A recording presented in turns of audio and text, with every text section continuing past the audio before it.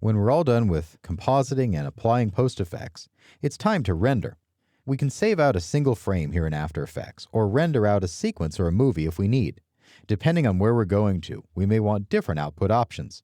Anything from rendering out a compressed file for display on a website, to rendering out an uncompressed file or a sequence to go into a non-linear editor.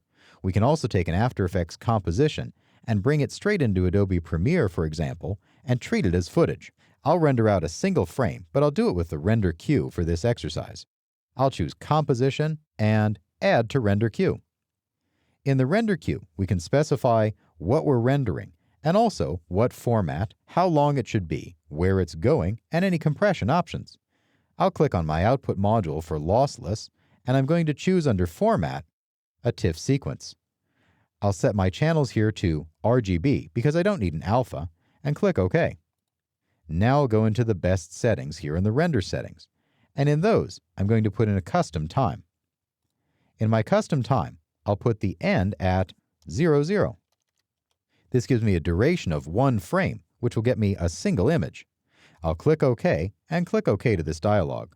Make sure you always check before you render that you're using the right frame rate, that you've got the right quality, resolution, and size, and that if you're using frame blending or anything else, that it's available and checked.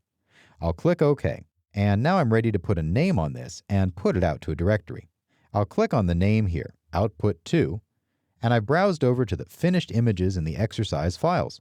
I've included the finished images for each of the compositing applications, Nuke and After Effects, so we can see what the final file looks like.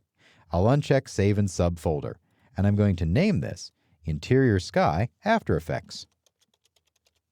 I'll click Save, and I'm ready to render. I'll click Render here in the Render Queue, and After Effects will render out my image with all of its post effects and compositing. Once that's done, I'll go take a look at that image and see how my compositing came out, full screen. Here's my finished image. I've got a nice subtle depth of field blur going on the far doors, and my stairs up close are in focus, showing me the fine detailing on the cable railing. I've got a little bit of a glow on the right side wall, just where the skylight is really hot there on the white paint. I've adjusted my colors so I've got the rich greens of my tile showing against the cool gray of my terrazzo. My ambient occlusion is helping to ground everything, and there's a subtle shine across that tile from my spec pass.